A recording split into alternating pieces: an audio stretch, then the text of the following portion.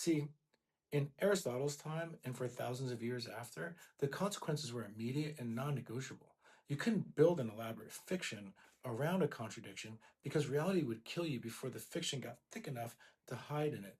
Step off a cliff thinking you can fly, gravity doesn't care about your story. Starve because you ignore the warning signs of winter, the cold doesn't negotiate. Make an enemy of someone stronger and faster, the consequence arrives before you can reframe it. The contradiction tolerance structure that we created couldn't exist in that environment because consequence was too sharp and too fast. There was no gap between the contradiction and the report. The body reported, the world reported, death reported.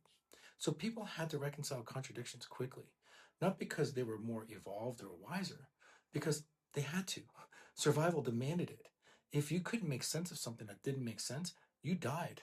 The selection pressure was ruthless.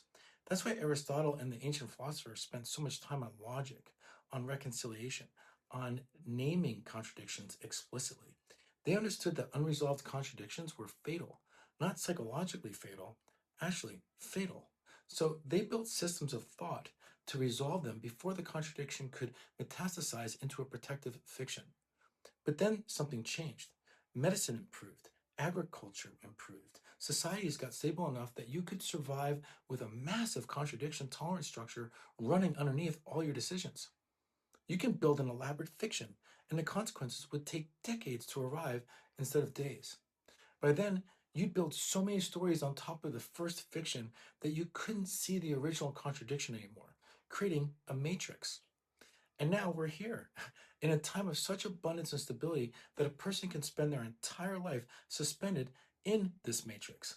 It's a fantasy and never touch reality and still survive, still eat, still have a family, still die in their sleep without ever being forced to reconcile what they've been avoiding their whole life. That's the trap.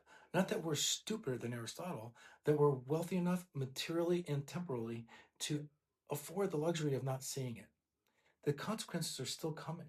Time is still gravitational. The body still reports.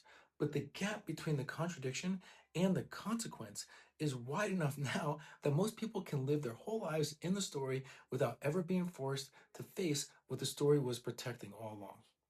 That's the Gen X moment I keep pointing at. We're at the age where the gap is starting to close. The consequence is starting to arrive. And the contradiction tolerance structure that we built, that's been running for 50 years, suddenly has to account for reality in a way it never had to before. That's not a psychological problem. That's a historical one. We're living in the last moment where we can still choose between the fiction and the reality. After this, reality decides for us.